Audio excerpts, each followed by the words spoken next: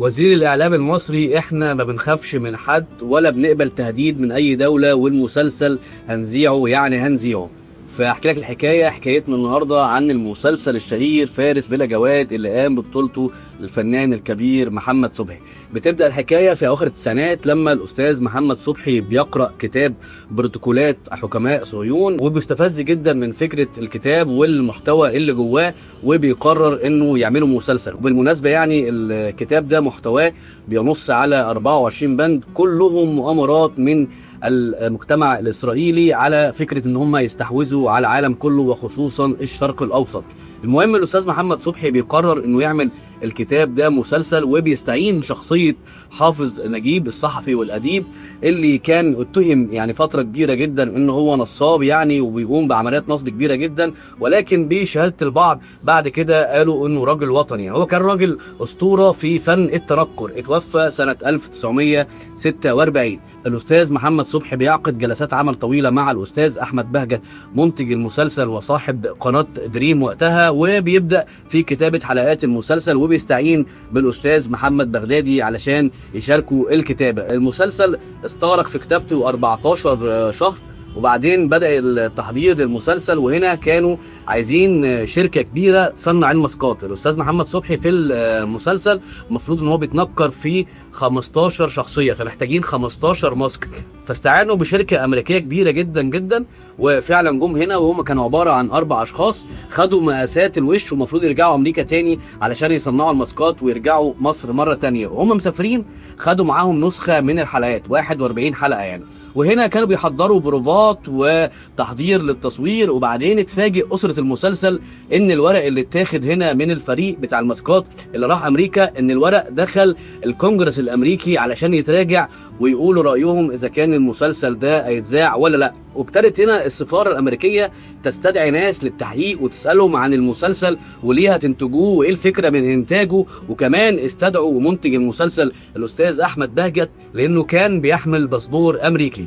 مهم المسلسل بيروح للرقابه، والرقابه بتجيز تصويره وفعلا بيدخلوا ويصوروا. وبالمناسبه خد نفس الوقت بتاع الكتابه، اتصور برضو في 14 شهر يعني.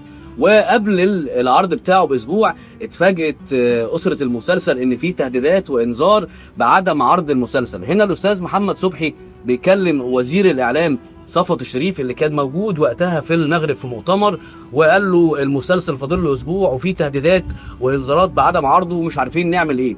صفوت الشريف بيقول له مالكش دعوه، ما تقلقش، المسلسل هيتذاع يعني هيتذاع. وبيعمل صفوت الشريف مداخله للتلفزيون المصري وبيقول نحن نمتلك ارادتنا ومش هنخاف من اي دوله ولا نسمح لاي حد ان هو يتدخل في حريه راينا وابداعنا الفني. يعني بعد المكالمه دي تحديدا بيحصل قلبان وتهديدات بسحب قوات حفظ السلام من مصر والغاء معاهده السلام بين مصر واسرائيل، وعلى طول بيستدعي السيد عمر سليمان رئيس المخابرات الاستاذ محمد صبحي، وبيروح له الاستاذ محمد صبحي المخابرات وبيقول له الرئيس محمد حسني مبارك متعاطف جدا معاك ومع المسلسل وهيتذاع يعني هيتذاع ما تقلقش، بس الفكره كلها ان احنا تجنبا للمشاكل لازم نشيل 141 مشهد. هنا الاستاذ محمد صبحي بيتنشن في الاول وبعد كده بيوافق وبيقعد مع فريق من الضباط وبيشيل 42 مشهد فقط، وبيقول لهم اكتر من كده المسلسل هيفقد المورال او المعنى بتاعه وانا ما اقدرش اشيل اكتر من كده. وبعدين في 18 دوله اشترت المسلسل زي ما هو دون حذف، هنعمل ايه؟ فعلى طول هنا بيقول له السيد عمر سليمان بيقول له مش مشكله خالص، هنبعت طياره لكل دوله ونبعت لها النسخه المعدله. الاستاذ محمد صبحي بيقول له ده ممكن يحصل في 16 دوله، انما في دولتين هيرفضوا تماما اللي هم العراق ولبنان لان هم شارينهم، وكان شرط العقد ان هم ما يكونش في اي حذف خالص يعني، فصعب جدا ان انا اكلمهم وصعب جدا ان هم يقبلوا حذف اي مشهد يعني. وفعلا العراق بتذيع المسلسل بس على التلفزيون الارض العراقي فبيشوفوا العراقيين بس، ولبنان بتذيعه على قناه المنار اللي هي التابعه لحزب الله وطبعا دون حذف يعني. وفي نفس الوقت ده كان بيتذاع المسلسل هنا في مصر يعني في نفس التوقيت بالظبط، بس ميعاد عرضه ما كانش ثابت يعني، مره يتذاع الساعه 11، مره يتذاع الساعه 12، مره الساعه 1.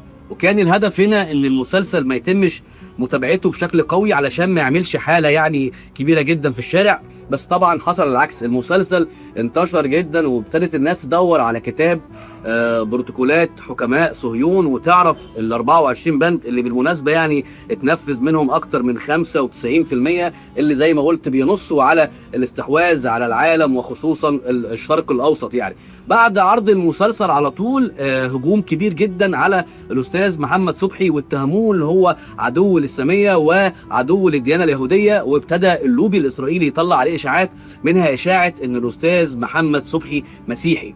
طبعا هو فهم اللعبه دي، القصد من الاشاعه دي ان هو يطلع يرد يقول لا انا مسلم وانا مش مسيحي، فيبان ان هو بيتبرأ من الديانه المسيحيه ويغلط وياخدوا القصه دي عليه ويبتدوا يشنوا عليه حرب زياده يعني. انما الاستاذ محمد صبحي كان فاهم كويس اللعبه وعارف القصه دي رايحه لحد فين ومين اللي مطلع الاشاعه يعني. وبعدين انا عايز اقول حاجه هنا، فكره مسلم ومسيحي في مصر دي خط احمر، اي حد هيحاول يخش يلعب في الحته دي هيطلع خسران. احنا وطن واحد واخوه ومكملين الى يوم الدين يعني، فالمكان ده والقصه دي والنقطه دي والجزئيه دي مقفوله تماما يعني.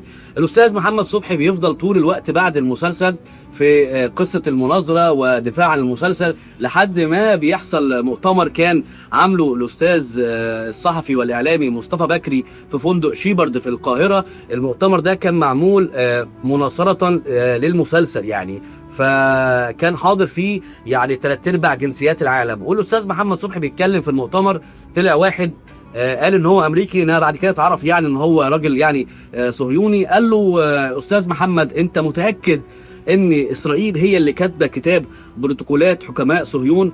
قال له لا طبعا انا متاكد ان اسرائيل مش كاتبه الكتاب، لان اللي كتب الكتاب ده اكيد شيطان، بس انا ليا اللي نفذ. اسرائيل ممكن ما تكونش كتبت الكتاب، انما الكتاب لما وصل لها وقريته عجبهم وطبقوا البنود اللي فيه، وانا كفنان او كعربي ليا اللي نفذ بنود الكتاب. طبعا الراجل ما عرفش يرد عليه يعني.